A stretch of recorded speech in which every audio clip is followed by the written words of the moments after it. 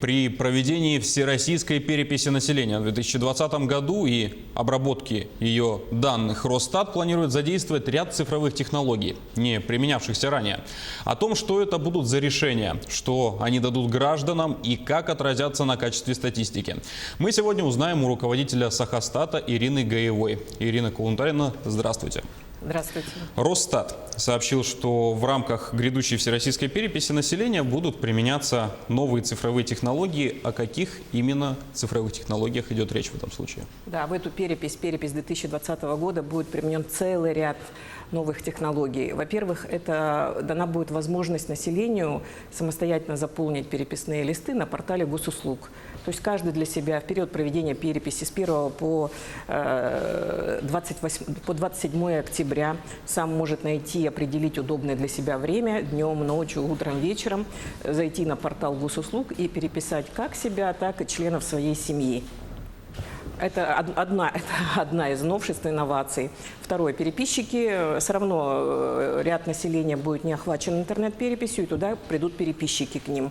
Переписчики будут вооружены не бумажными бланками традиционно, которых был обычно набит полный портфель, а придут с планшетами, в которые тоже будут загружены электронные переписные листы. И переписчик, со слов уже гражданина, будет заполнять не бумажные бланки, повторяюсь, а электронные переписные листы, загруженные на планшет. Кроме того, на планшеты переписчиков будут загружены цифровые карты, по которым переписчик будет видеть свой участок, те адреса, которые ему определены и выделены на период проведения переписи.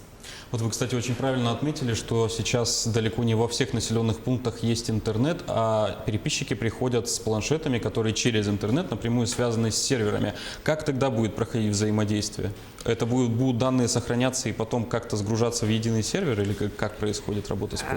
Сейчас я все подробно объясню. Во-первых, у нас на территории республики вот к периоду проведения переписи определено 272 населенных пункта, которые отнесены к территориям отдаленным и труднодоступным, и в которых перепись будет проводиться не с 1 октября, а раньше, в каких-то населенных пунктах с августа, в каких-то с сентября. Вот те населенные пункты отдаленные, труднодоступные, про которые я говорю, там планшеты не будут задействованы, и портал госуслуг для них тоже будет закрыт. Там, к сожалению, традиционно переписчик пройдет с бумажными бланками. Ну и на случай любого форс-мажора все равно у нас будет резервное количество бумажных бланков, чтобы цель переписи, переписать всех, никаким образом и ни по каким причинам не повлияла на вот эту основную цель. То есть технологии технологиями, а старая добрая бумага все равно так или иначе будет присутствовать у каждого переписчика? Нет, технологиям, конечно, вперед, и мы рассчитываем, что они помогут и улучшить качество, и ускорить процесс проведения переписи, но цель у нас должна быть достигнута, поэтому резервное количество бумажных бланков будет обеспечен каждый переписчик. Ничто не должно помешать. Как проходит обучение сотрудников работе с этими планшетами? Прямо перед началом переписи, и это прописано в рамках гражданско-правового договора с временным персоналом. Это уполномоченные, контролеры, переписчики. У нас целая армия будет привлекаться к этому мероприятию. Каждый сотрудник будет проходить обучение. Часть сотрудников будет приезжать со всех районов республики, будет приезжать вот сюда, в Саха-Якутия-Стат, и мы тут, здесь будем проводить им обучение. Потом они разъедутся по своим районам и будут проводить... У нас такое веерное обучение будет проводить для следующих сотрудников. То есть каждый сотрудник до переписчика, до каждого переписчика будет обязательно обучаться вообще порядку переписи, организационно-методологическим положениям, потому что вопросы сложные. Надо разобраться в логике вопросов, в логике ответов, какие справочники, какие вспомогательные материалы.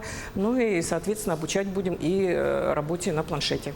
Вот, кстати, к вопросам переписи мы вернемся чуть позже, но сейчас хотелось бы узнать о том, кто может стать переписчиком и когда происходит их набор. Он будет в следующем году или уже сейчас есть какой-то резерв и какой-то запас работников? Прям непосредственно набор переписчиков будет проводиться поближе к переписи. Мы начнем, в зависимости август, сентябрь или октябрь, буквально накануне этих мероприятий, хотя желающие могут уже подойти и оставить в Саха-Якутия-Стат, Орджоникидзе 27, город Якутск, могут подойти и оставить свое резюме, дабы мы их уже имели в виду. В переписи переписчиком может работать гражданин в возрасте старше 18 лет и прошедший обучение благополучно или как результативно прошедший обучение. А те, кто хочет стать переписчиком, но живет не в Якутске, ему куда обратиться? Ему обратиться в каждом районном центре, есть подразделение статистики, и туда, пожалуйста, можно обратиться. По адреса наших подразделений во всех районах статистики можно найти на нашем сайте sakha.gks.ru. А какое число сейчас необходимо переписчиков, на ваш взгляд и по вашим данным, чтобы охватить население республики? Ориентировочно эти расчеты будут завершены к концу марта месяца, но ориентировочно порядка 3000 переписчиков будет задействовано при проведении переписи в 2020 году. А есть ли сейчас цифры и статистика, какое количество людей сможет принять участие в переписи именно с технической точки зрения в онлайн? Это один из самых сложных и непредсказуемых как вопросов, так и ответов. В 2018 году, в октябре месяце, проводилась пробная перепись населения, и как раз тестировался, опробовался вот этот элемент перепись, самостоятельное заполнение переписных листов на портале госуслуг. В нашей республике самостоятельно переписались 2% жителей. При этом, надо сказать, что в городе Якутске, где в принципе проблем с интернетом нет, проживает больше 30% населения. Но и в то же время такой не знаю, парадокс, не парадокс, в Среднеколымском районе приняло участие в интернет-переписи 20% населения, которое, наверное, не может похвастаться полноценным охватом. Но там и процент населения меньше. Но 20%. Но 30% в городе Якутске, но 2% в целом по республике. Хотя надо сказать, что по итогам пробной переписи Республика Саха-Якутия со своими 2% участия в интернет-переписи заняли в целом в рейтинге субъектов Российской Федерации 5-е место. В общем, хороший результат, но мы понимаем, что могло бы быть и больше. Но это результат абсолютно непредсказуем. Вот как я повторяюсь про Среднеколымский район, как я понимаю, это заслуга целиком и полностью администрации района. Смогли объяснить, смогли сплотить, смогли организовать. А вот, кстати, на ваш взгляд, такой невысокий процент в Якутске, несмотря на то, что у нас есть вся техническая возможность в плане выхода в интернет, на ваш взгляд, с чем это связано? С недостаточной информированностью или с чем? Может быть, и с недостаточной информированностью людей. К сожалению, в 2018 году это очень совпало с выборами главы республики, с выборами по Российской Федерации. Прошла очень большая кампания 9 сентября, и тут в октябрь месяц, может быть, повлияло и это, да. Электронная перепись для России, будем уж честны, в диковинку, и сама идея была перенята у западных коллег. А что еще удалось перенять у наших западных партнеров? Какой-то опыт подчеркивался? Давайте немножко про опыт, да. Действительно, Россия начала, в 2018 году опробовали на пробной переписи, интернет-перепись о результатах, я вам уже сказала, а ряд стран, в том числе, например, Болгария, Эстония, Литва, они уже проводили такое мероприятие в своей переписи в 2011 и в 2012 годах. Причем в Болгарии и Литве приняло участие в интернет-переписи, были созданы специальные сайты для этого, приняло участие 30-40% населения. Это очень хороший результат.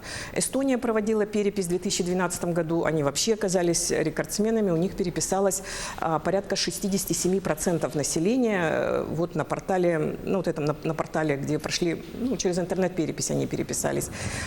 И кроме того, проводилась перепись, аналогично, да, проводилась в Италии, в Испании, в Португалии, в Канаде. То есть опыт есть уже такой. И наши ближайшие соседи Белоруссия. Буквально в октябре месяце у них проводилась перепись. У нас будет в 2020-м, у них проводилась в 2019 году. Тоже в электронном формате. И тоже была возможность переписаться населению в электронном формате. И у них электронно переписались порядка 22% населения. Но это тоже неплохо. Это очень хороший результат, да. Вернемся к моменту, который мы вскользь коснулись. Это вопросы, которые будут содержаться в перечне обновленном на 2020 год. Что можете сказать, что нас ждет, на какие вопросы нам нужно будет ответить? Основные вопросы переписи не меняются. Это национальный состав, состав семьи, количество детей, образование, национальность, национальные языки, жилищные условия. Они не меняются.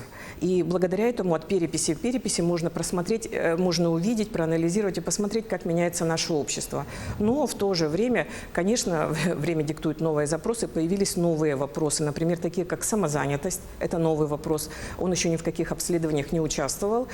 Появились вопросы по миграции населения. Мы же понимаем, что это очень распространенное в наше время явление, живут в одном населенном пункте, едут на работу в другой населенный пункт. Вот это тоже покажет перепись. Да. Якутия по планам к 2022 году стремится увеличить число жителей до 1 миллиона. Какова тенденция? Удается ли приблизиться к этой заветной цифре с 6 нулями? Ну, статистика не дает прогнозов. Я могу сказать только о том, как изменилась численность населения вот в 2019 по сравнению с 2010 годом. Что произошло за вот эти 9 лет между переписью 2010 и сегодняшним днем. С одной стороны, вроде такая цифра небольшая, всего изменилась в сторону увеличения. Численность Якутии увеличилась на 8,5 тысяч человек. Но за этой цифрой, такая вроде скромная, небольшая, но за ней стоит большое количество событий. Это у нас родилось за это время в республике 126 тысяч человек, умерло 66 тысяч, приехало в республику 280 тысяч, выехало порядка 300 человек. То есть вот столько явлений и событий влияет на численность населения, что угадывать не будем, но подождем, что покажет перепись, и поэтому наша главная задача, чтобы все население приняло участие в переписи, тогда мы будем с уверенностью говорить о точной цифре, и тогда уже могут строить и прогнозы. О планах. На конечном результате переписи, как, на ваш взгляд, отразится применение новых технологий и нового оборудования? Конечно, новые технологии, вот заполнение на портале госуслуг, работа с электронными или переписными листами на планшете, оно, конечно, улучшит качество работы. Во-первых, там будут заложены уже сразу контроли, будут заложены справочники, будут заложены увязки между показателями, которым просто механически не позволят совершать механические ошибки. Кроме того, оно, конечно, повлияет на скорость обработки данных. И сейчас идет подготовительный этап переписи. Как он проходит и что нужно сделать за оставшееся время? Мы начали готовиться к переписи еще с 2018 года, и самая главная задача, чтобы наши переписчики точно знали те адреса, куда они должны пойти. Конечная цель наша, чтобы у каждого переписчика был определен четкий перечень адресов плюс карта, чтобы в период проведения переписи его задача была только пройти по заранее определенным адресам, а не искать кого какие-то там где-то, может быть, стоять дома. Поэтому наша главная задача на этом этапе подготовить качественные, актуальные, добросовестные списки всех домов или всех помещений, где проживает или может проживать население. Плюс мы составляем подробные карты, плюс мы эти карты оцифровываем, которые тоже будут загружены в планшет. Вот наша основная работа на сегодняшний день.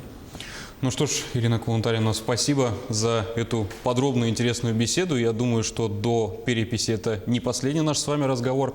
Ну а на этом мы завершим сегодняшний разговор о подготовке к всероссийской переписи населения. А гостьей студии сегодня была руководитель Сахастата Ирина Гаева.